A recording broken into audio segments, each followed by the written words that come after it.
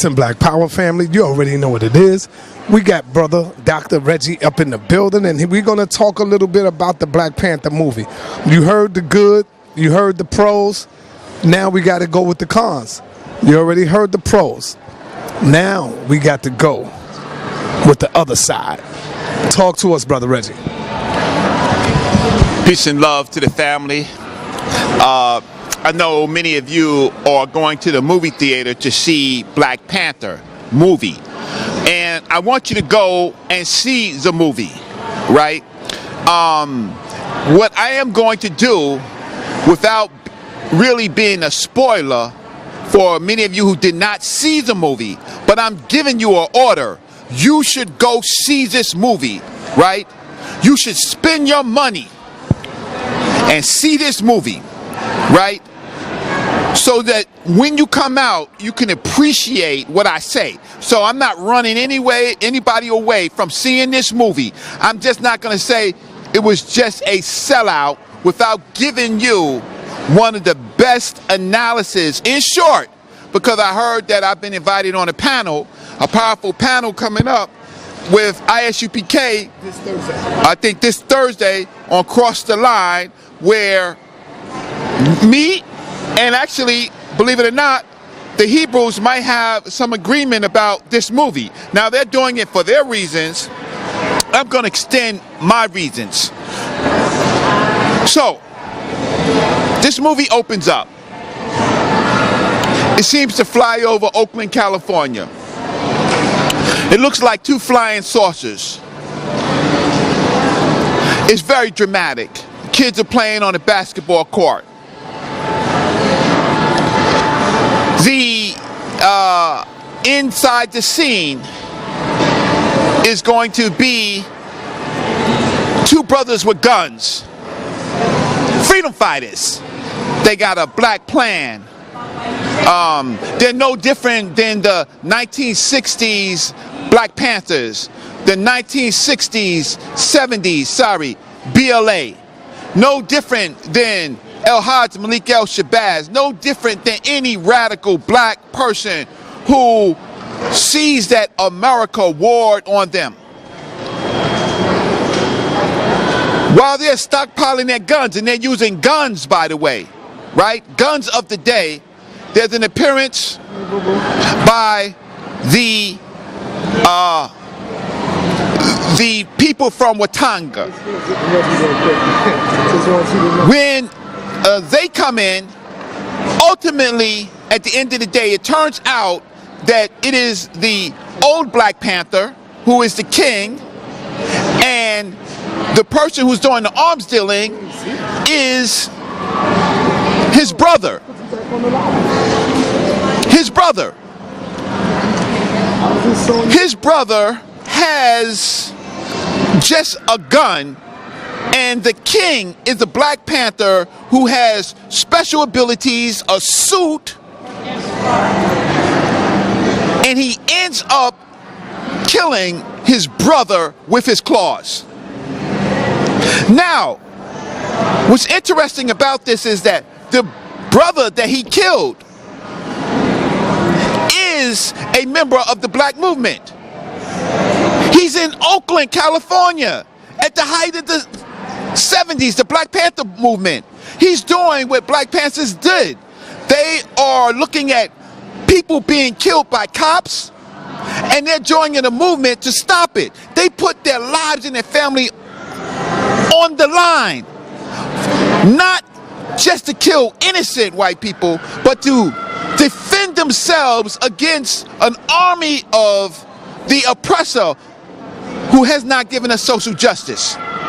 Anyway, Black Panthers, the old Black Panther kills his brother, and basically in cold blood. Come to find out that they do have technology to revive, but nevertheless, he dies. Now, that sets up a story. I'm not going to be too much of a spoiler, but right there is an injustice. A man kills basically an unarmed man, even though he had a gun, but he kills it with sophisticated technology, and he kills his brother in cold blood. Now, what he doesn't do is he does not go back to the kingdom and report it. This brings up my other point. The characters, both Black Panther and his arch enemy, they both go see their fathers in the afterlife. So Black Panther is the son of the king who killed the uncle, and the other is Eric Killmonger. He goes to see his father in the afterlife for redemption. Black Panther's father, even in the afterlife, could not confess to his crime of killing his brother. This sets up a paradigm for us of unrighteous African ancestors. In this movie, there is no Ma'at. There's no Ma'at because he's an unrighteous ancestor who never confessed to his crime. And then when his son came to see him, he tells him, well, you're soft. Sometimes kings got to do what kings got to do. Anybody in the black movement, in the black struggle, if you didn't catch that, you need to start rereading. I don't care who you are. If you didn't catch that in our afterlife, we're just like everybody else.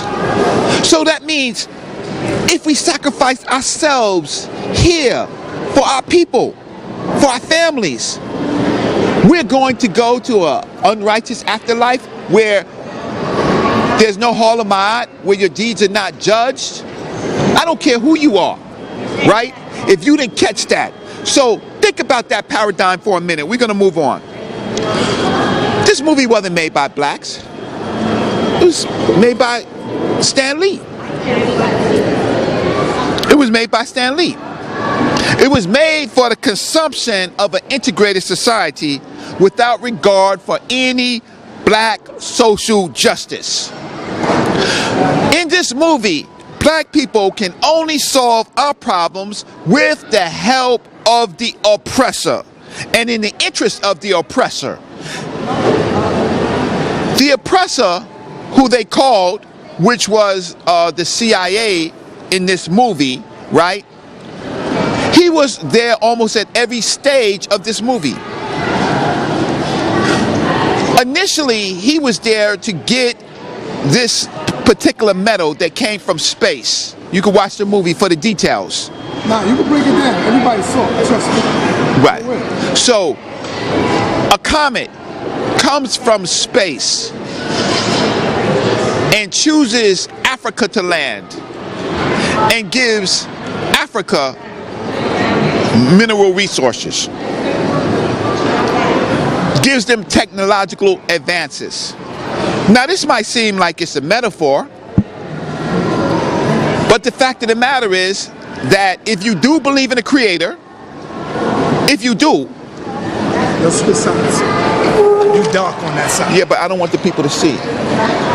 Okay. If you want me, no, I don't. Cool. Go ahead. Huh? Go ahead. All right, go ahead. You go. So if you believe in a creator and you don't believe in science, or either or, it does not matter. Africa was chosen to have the most mineral resources in the world. It has yellow cake. It has many of the materials that you use your cell phones. It has cobalt. It has gold. It has diamonds. It has silver. It has everything that it needs. But they played off that Africa now has this special element that comes from outer space to stop you from thinking about what Africa already has. Now, this oppressor, CIA agent, he's interested in the balance of power. So he's out to buy this stuff, vibranium or something like that. He's out to buy the substance. So he wants to give, of course, the United States a technical edge. I'm not hating on him for what he's doing. I'm hating on the Africans. I'm going to tell you why as we developed, right? The Africans in this movie, but it wasn't, again, it wasn't made by Africans. Africans. It was made for Africans. You understand what I'm saying? It wasn't made by Africans. It was made for Africans to not see that what they already have is special. So this movie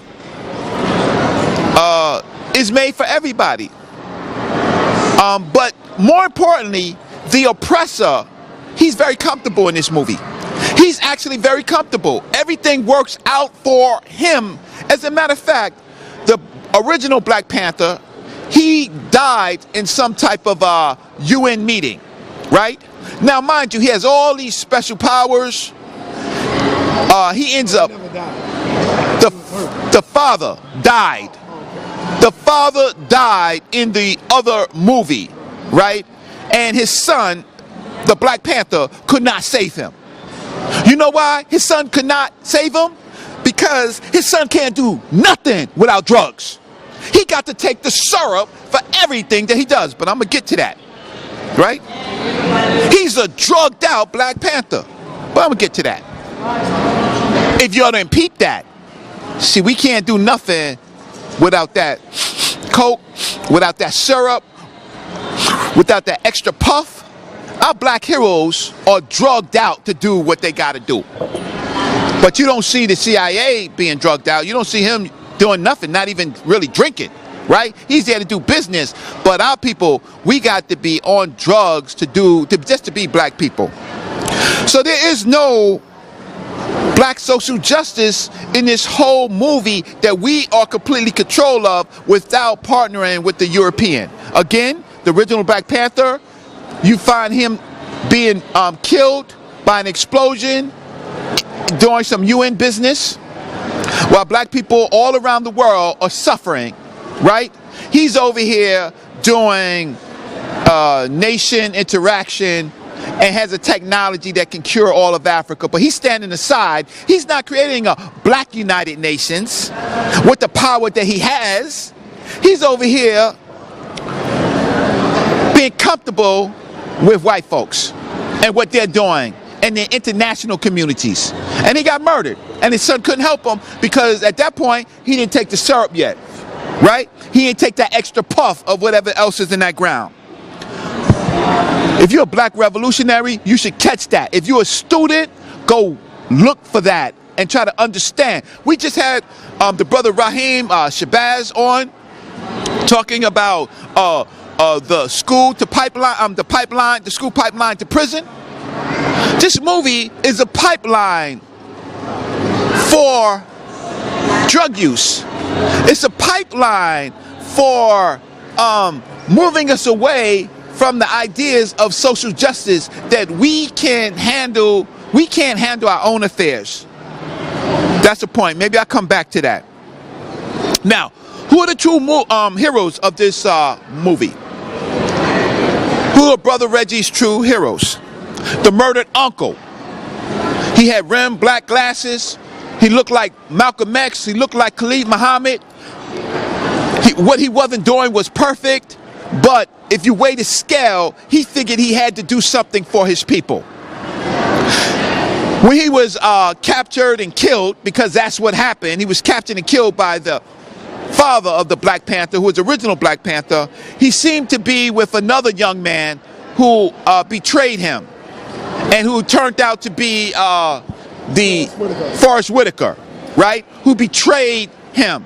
So all the while, this brother who's in a black movement is mentoring some young brother who he thought he picked out, but he was a spy for Wakanda, right? And he ends up betraying him, and then the uncle, the Jobo, he ends up dying, not being revived. They have everything that they need to revive them right there. They had the ships, but that only works for the white man. That does not work for the African. You can't revive Africans, so he died without being revived, right? So Forrest Whitaker's character spies and snitches on a brother in the black movement. Did y'all see that? Did y'all catch that? He spies and snitches on a black brother in the movement, right, who's trying to help black people in America. Now, them people in Wakanda or whatever, right, wherever that little place is, they ain't care nothing about the black movement. They didn't understand enough about the black movement. I'm going to tell you why. Because Africans in this Wakanda place, I don't care what the name is. I don't care what the name is because I never lived there, right? They care nothing about the African American. Why do I say that? Because the African American was always an outsider. He left from there. That's correct. So he left. So when the uncle was murdered by his father, the unrighteous ancestor, Black Panther, he had a son. And this son was a black American and African son. And you know what they did for the better good of Wakanda or whatever that place is? They left that little brother there. They left him in Oakland, California, right? Shout out to Smash Rockwell. Shout out to those brothers in Cali, right? Left them there to be a gangbanger, to be a killer, to join the service, to become a monster. Why? Because his father was taken from him by some Africans from the continent who didn't care about the black American. Otherwise, he would have brought him home. But he couldn't bring him home. He could have even not told the truth to the young man and brought him home. Said, listen, your father was killed. We tried to help. Yada, yada, yada. Brought him home. He would have been loyal. But they had such a disdain for the African here. We're outsiders. Now, the young brother, he ultimately comes home. He becomes a villain, and he does come home. When he comes home and he challenges for the throne because he's of royal blood and his father was killed unrighteously, he's still an outsider. He's still never accepted by them. The hell with them. He's not accepted by... What is the right to return? You got all this technology and this brother who ends up killing another villain who killed some members of the Wakanda, whatever. I know I'm messing up the name because I don't give a damn about that place, right? He kills this dude named Claw, puts him in a body bag. He body bags him, drags him to Africa, right? Lays him at the feet of the people with Tonga and say, this is your murderer. I'm of royal blood. I want the throne. He's still treated like an outsider. Even the Black Panther's mother, right, the Queen Mother, she's against him, right? So where's the law in black community? It wasn't about law, it was about family. It was about family law, right? It was a dictatorship based on family law, where even Angela Bassett's character was weak in the sense that she cared about her husband and she cared about her son, but she didn't care about the crime that her husband did, and nor did she want to correct it. That is unacceptable for our people, right? And so you know the writers were white because they don't understand that if you're a queen mother, you're a queen mother for righteousness. So Angela Bassett's character was a very weak character in this movie to give birth to a weak son. I'm gonna go on. The movie Black Panther also created a paradigm where Africans are continually at war with Africans. Initially in the movie, there is when the king becomes a king, the people get to decide by battle if they want him to be the king.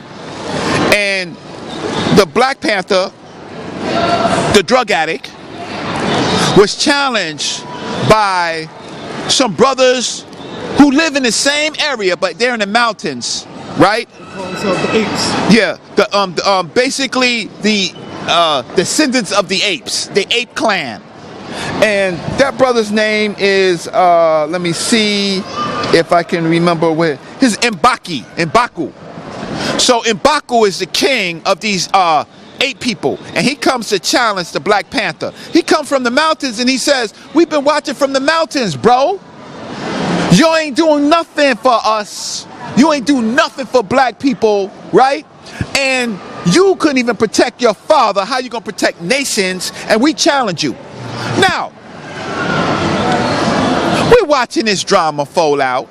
They getting ready. I accept your challenge, says the Black Panther. I accept your challenge, all cocky. But while they're getting ready to battle, this dude is sipping the syrup.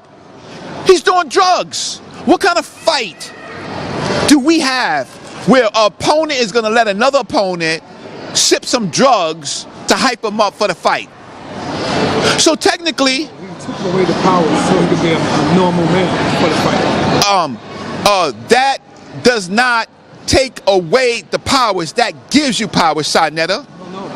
The first, when he getting him ready, when he's preparing him for the fight, he strips him of his powers so that he could be a natural man and fight fair. And then once he finishes that, then whoever wins, they take this lotus plant and they give him back the power. Okay. So they strip him of the power. So let's get it right, Reggie. Give me this right. I don't care. It's still drug use. Giving the powers, stripping away powers. So you mean to tell me that the plant? Look, am I going to go for the okie doke that I got the full dose in all my powers? Or who's giving him the powers? The person who's giving him the drink is the dude who helped his uncle, who snitched on his uncle. Am I going to believe a snitch? Am I going to believe, did the other side give him the drugs to take away the power? No. Who gave him the drug to take away his power? His own man. Right? I'm not going for it. It's still drug use in our community. But anyway, Africans are continuously in war with Africans. So there's another part in the show where they show the sisters in Nigeria, Boracom, being rescued from Boracom. And the only reason that happened is because Black Panther's a woman that he is in love with, she went undercover as a spy to end that.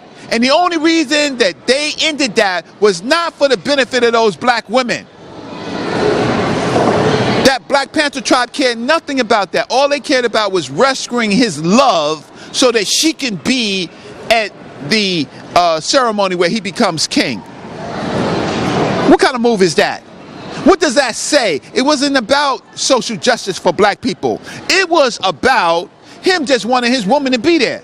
And she just happened to be involved. So they knew where she was. So they was monitoring the whole Boko Haram thing all the time. And they didn't do nothing up until he needed to extract that woman. I hope y'all understand what I'm saying. I know sometimes I'm not clear. It's just the way that I articulate and the way that my mind works, because I see the world differently than a lot of people. I'm very, very analytical, right? So I don't speak in a narrator term tense. I speak in a problem-solving tense. I'm always thinking while I'm speaking, right? And so, because this affects me personally. Knowledge affects me emotionally. It's in my body. It's like I get this feeling of excitement about helping our people understand something that they don't see, right? So now, again, they didn't care about Boko Haram. They didn't care about all those people in Nigeria being killed. So that means they cared nothing about all of the other wars in Africa. All of the other, Rwanda, the Hutsis and Tutsis, they cared nothing about that. But they have all this technology. They cared nothing about the slave trade. They had technology at that time, even though it might have been a little bit more less efficient. They still had the technology to destroy that. They let it happen. What kind of people are them? What kind of heroes are them? They let it all happen, and they had the resources. They had the weapons, and they let it happen. What kind of people are these people that we are watching and we're making heroes? Now, this movie does something that's very, very problematic, and this is a very sensitive thing. myself, Black News 102's Sonetta TV, we do not condone violence against if it's not in self-defense. You're not going to see us do that, right? But this movie does something really, something that you really have to watch and understand. This movie has given a green light to hunt down black identity extremists. It's given a green light for the system to identify people who are black identity extremists, hunt them down, and kill them, even without a trial. Now, you got to remember, the uncle was a member of the movement, right? He was tracked down and killed by the people of Wakanda. But now you have cases where the United States government is reopening up COINTELPRO under another name, black identity extremists. Now, an FBI report leaked in October of last year, scrutinized during an oversight hearing of the House Judiciary Committee on Tuesday, warns of an emergent domestic terror threat sweeping the nation and threatening the lives of law enforcement officers. The Black Identity Extremist movement, this designation just recently invented by the FBI, is as frightening and dangerous as the Bureau's infamous COINTELPRO program of the 1960s and 70s, under which J. Edgar Hoover set out to disrupt and destroy virtually any group with the word black in its name. Today, entire nonviolent black activists face violations of their civil liberties and even violence if they deem part of the BIE. So am I, Brother Reggie, now a target of the BIE because I'm saying that this multi-million-dollar movie that is bringing in almost $1 billion of licensing, of franchise rights, of movie franchise rights, of theater payments. Brother Reggie is saying that this is the biggest brainwashing movie of the decade. This movie will draw in probably 3/4 of the black population in the United States to see this movie. And this movie is the biggest brainwashing experiment because you're walking out, and here's the thing, y'all can't take it back. Sonetta interviewed a lot of people, and y'all walking out how exciting it is, how beautiful it is, the scenery, even talking about how great the Black Panther is. The Black Panther in this movie has taken real Black Panthers who are freedom fighters, who are still in jail, who have been murdered, and making them now, taking their name from them, and stripping them of that, and making them people who did not care about black people. Do you understand what this is? They take a reality, which is freedom fighters, and then they create a fictional Black Panther who is a integrationist, who is a child of a father who unrighteously killed his brother, who he is in power righteously, and the ancestors are unrighteous, and they take the lives of real black people who died in the movement. Think about this. Where did the movie start? And you know, Sonetta had to help me with this. The movie started in Oakland, California. And what started in Oakland, California? The real Black Panther movement. So what they do is they go back to the elements of what we know and what we believe and take a thread from that and insert a whole nother identity. See, that's brainwashing. Do you understand what I'm saying? Did I say that right, Sonetta? They take a truth that we all know. The Black Panther movement in Oakland, California, right? Huey Newton, right? We take that, and then what we do is they take that and they snip it and they insert another reality for a whole nother generation who would never know what the original Black Panther stood for. And then they take out the fact that the United States government had targeted us as black identity extremists called COINTELPRO, right? Called Boss in New York, right? And murdered us. And now we have black agents, and black agents did a lot of the murdering.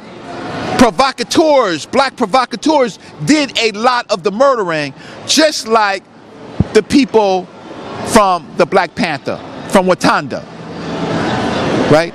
You got to understand this. Anybody with any black revolutionary training will understand exactly what I'm talking about. This is what you call subliminal seduction. This is what you call manufacturing consent. Read Noam Chomsky, right? This is how they take your thoughts and they insert another thought and continue along the line, another line. Change the paradigm, right?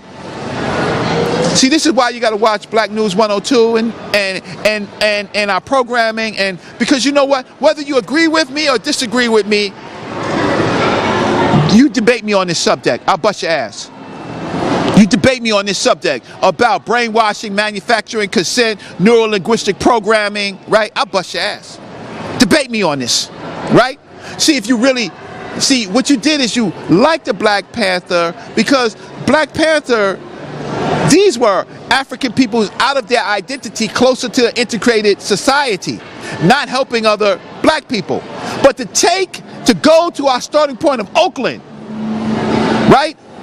And insert a whole nother concept, you got to catch yourself.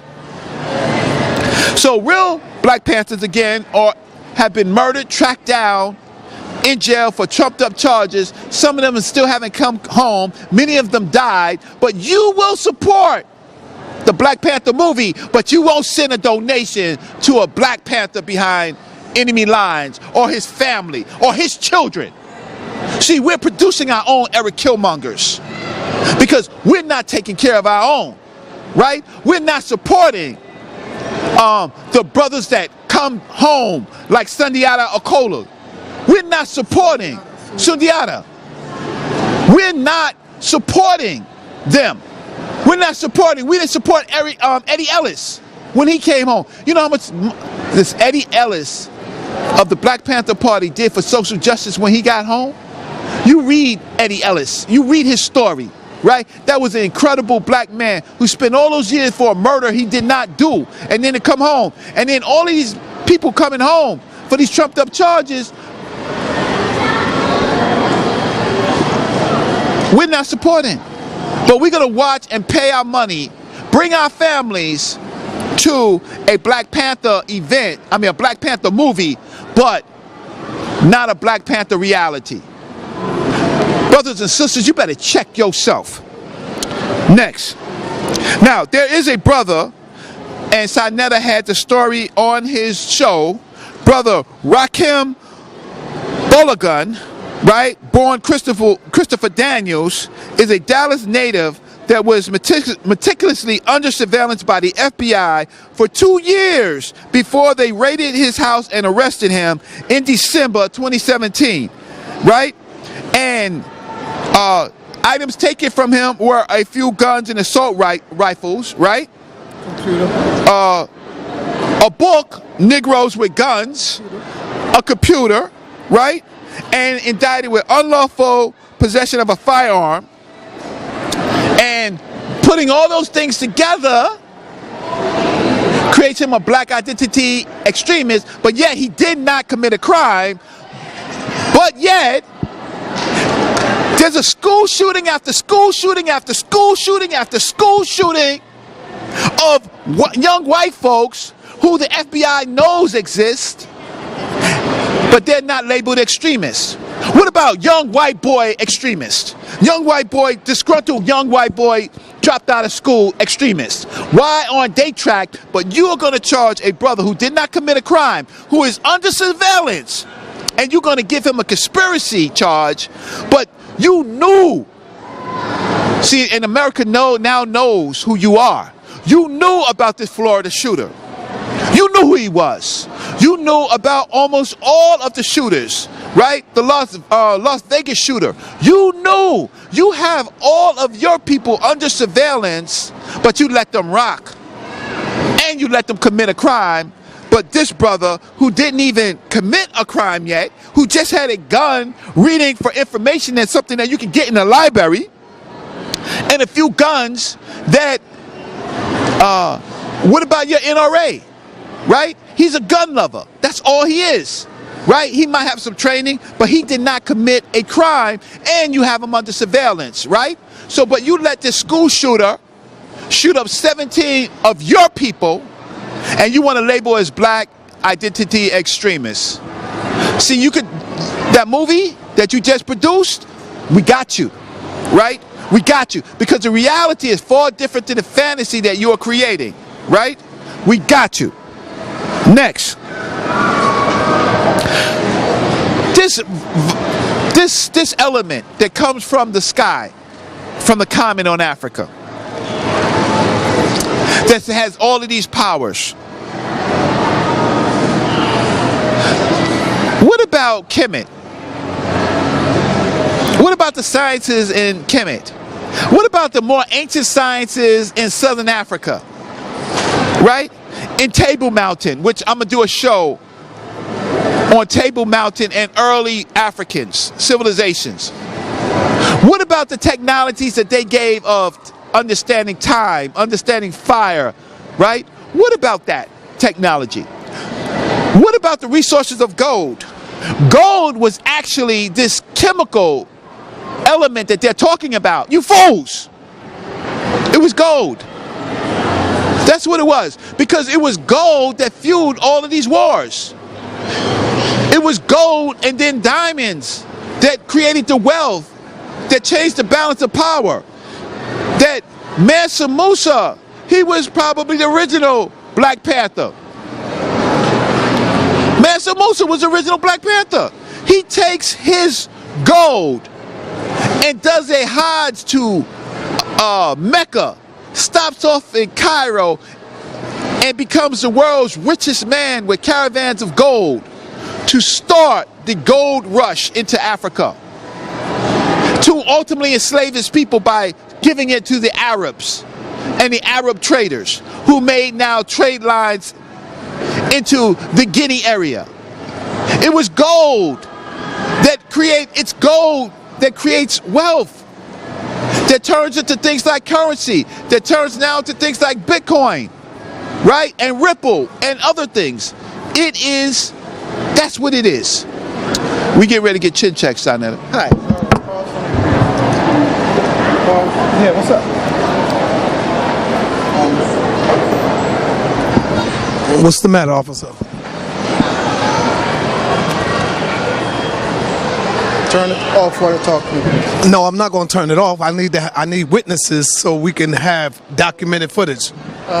Because we ain't doing nothing. We just minding our business. We just bought some food, and we just doing a little interview between us two. Don't tell me to shush. You can just say. So what did you tell me? Wait, hold on. Look, brother man. This man was talking to me, right? No, but I started talking. You told me to shush. Reggie, hold on. Let's hear what he said. Yeah. I'd ask you first, right? Yes. First thing, it's private property. If you're filming, you want to know what you're filming or what it's about. No, but you got to ask permission. What we're doing, sir, is we just had lunch, and we just filming him. That's why we facing this way, where nobody else is Just asking. Yes, that's all. And we talking about the Black Panther movie. That's it. We ain't harming nobody. We ain't doing nothing to nobody. We didn't say nothing. We just want to find out. Oh yes, that's all we doing. Since it is private property, we want to find out to make sure that whatever it is not nothing to harm the people around. Absolutely or not. nothing that will do against nobody. That's why we face one way where we only get him, nobody else. Might just be okay, right? For how long you're going to be doing this? Another 15 minutes. 15 minutes. That's it, and we out of here, man. Thank you, sir. Thank you so much. All right, thank you. All right. Now you see, that's how you do it. But keep the camera on. I'm not cutting it off. I want the people to see the Negro. They send. Yeah, there you go. They was from Wakanda, right? See, they see a camera. A camera's a dangerous thing, right?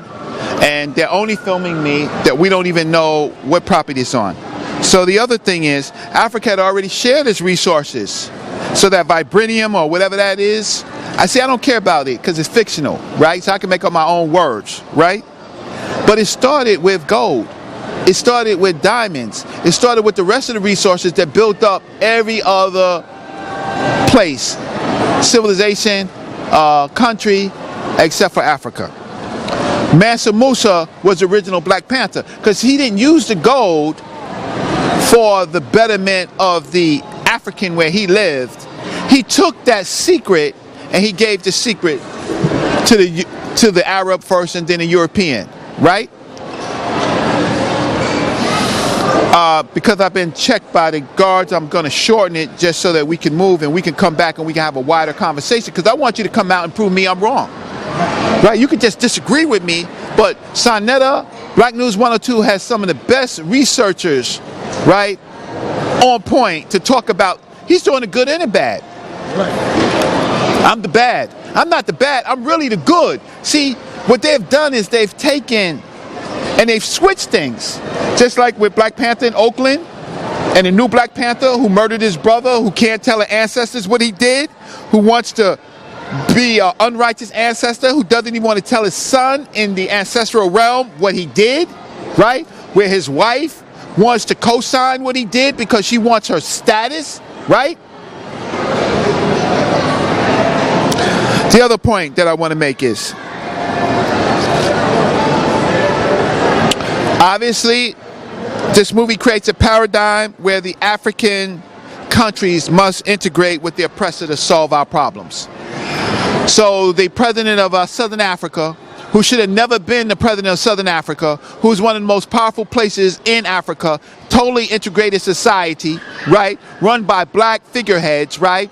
Even Nelson Mandela made a huge mistake. Should have been, those people should have voted in Winnie Mandela for the president of Southern Africa. But they put in these ballless black men, right, who continue the oppression, who wants an agreement with the European, who continuously super oppresses them.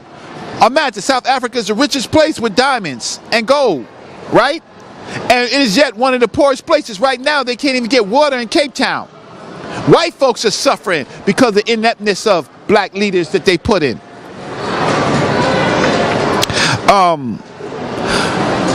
One of the main points that I still want to drive home is that the movie, again, treated Africans living in America as outsiders to Africa.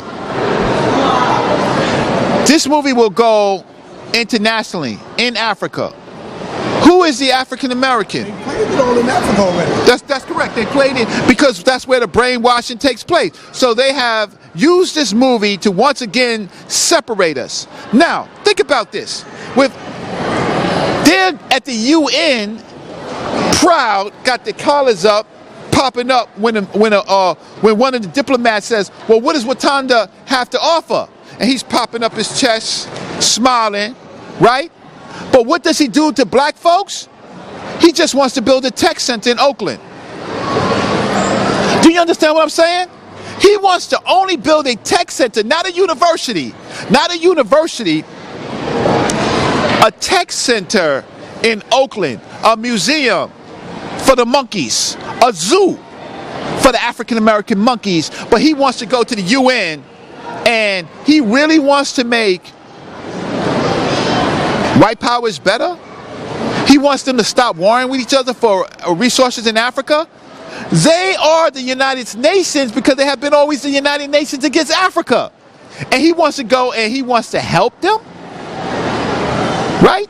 What kind of movie are we really watching? This is one of the most insidious films of brainwashing. This is really another Get Out, right? Except for we don't understand that this is even more insidious because do you know how much subliminal seduction that they are doing in this movie? They take a traditional African woman and they put her in a wig, right? Check this out. Shuri, the sister, the technical genius, She revives the CIA officer. Okay, maybe it was necessary for this film, but they didn't revive any other African. Every other African died. The brother, Eric Killmonger, right? That's my brother right there. He had a chance to live. He had the sword in him. And he said that he gave this whole talk about the Africans jumping off the slave ship rather than being bondage. He said he would rather go to his death than to be locked up for a crime that he did not commit. He committed no crime. He challenged, what he did was he challenged the leadership as an African American. The African American challenged the leadership of Africans, and he was thrown, how can I say, and he did not, the African American Killmonger did not kill him. He simply threw him over the waterfall to see, let's say, to play with the gods, to see if he'll live or die. But Black Panther, the drugged out fool, he had lost that battle. Even if he came back as the Black Panther with his superpowers, he had lost the physical challenge, the mental challenge. And now he comes back with his suit? Now he's king again? What kind of unrighteous people are we? They broke every African tradition in this movie. They made us just like them. And you're going to tell me it's a good movie? You're going to say, you cannot tell people who study our movement that this was a good movement. There's nothing, all you can just do is ask Sarnetta, please take my video down. I'm sorry, I want to continue to sell. I want to continue to speak. I want to continue to do this. I made a mistake. I was caught up. You was caught up with the brainwashing. You know what they did? They just activated the cell that they put in your body when you were circumcised by the white man. Right? To have a leader called the Black Panther, who's a drugged out, unprepared, hates the Black American, and Black Americans accept this. For all that we have done. This movie destroyed Garvey. It destroyed Malcolm. It destroyed Huey P. Newton. It destroyed all of our freedom fighters that died in combat, right? It puts Assata Shakur in harm, right? Because she has been labeled. Why? And she was defending herself, and she has been delabeled. But you're comfortable with what this movie Black Panther has done. I would say that if this movie does one thing, it's worth watching, so that they can spend their multi-millions making it, and we can spend our little resources destroying this type of film forever. Now, ultimately, Black Panther in the comic book does not marry this woman, Nakia, that I think he ends up marrying the blonde-headed Storm, who is part of this Marvel clubhouse, right? This is who he ultimately marries. He does not marry Nakia, because you know what? Nakia is a hero. She does not want to marry him. She senses and smells he's not strong enough. Now she knows the true history, right? And she knows, and she watched, and they all watched, he literally died in combat. But let me ask you, could you be rushing to judgment, brother? It's only part 1, Reggie. Part 2 might take him right into Los Angeles and getting it in. So could you be rushing to judgment? Absolutely not, because the first of all, no matter what, Stan Lee, and it's under a corporation. Comic books is part of the propaganda in the United States. Who do you think Captain America is and his mighty shield? Who do you think Superman is? Right? How many black characters have you seen in Superman? Who's black in Superman? Right? Who's black in Wonder Woman? Who's black, really, in Spider-Man? Who's black in any of these comics? So you're asking me, Sarnetta, to give them a chance? No, Brother Sarnetta is not asking me to give them a chance because I see what they have already done. They have taken a holy place for us, which is Oakland, California, where the Black Panther Party was launched. There was Stokely Carmichael in Lowndes County began the Black Panther movement, right? But it was changed in Oakland, California. They take a holy place of ours and make it a crime scene for a international African murder, right? Between brothers. And then you ask me after they do that to give Stan Lee a chance, right? Where then all these chemicals and all of this resources is not for black people, it's for reviving. And I don't know if you saw the spoiler at the end where Black Panther will return, and the first thing he does is I think they revived the Winter Warrior. The Winter Warrior. There's this who used to be the enemy of Captain America. The sister Shuri revives him. So he's in. They have a pose where there's 3 African children looking like they haven't seen anything. Look at somebody's face, and then who walks out? A half-naked European who is and he was revived by Shuri. So she is reviving our little beautiful sister, smart as a whip, is reviving all of Europeans first before Africans. So you let AIDS happen, Wakanda? The hell with you. You let AIDS happen? What about AIDS? You let that happen. You let the slave ships come, Wakanda? Right? You let the Arab conquest come? You let the destruction of ancient Egypt happen? Right? Death to Black Panther. There you have it, family. I got to be fair and just. You got the pros and you got the cons. You got the good and you got the bad. And hey, it is what it is. Thank you, my brother, Dr. Reggie, for your perspective, for your insight. And I think you're going to have a few people that's going to agree with you, because in the movie theater, I had brothers coming out mad as hell, talking about how the hell they make Homeboy the villain. What's wrong with y'all? I mean, so peace and Black Power, family. I appreciate this. Thank you, Brother Reggie.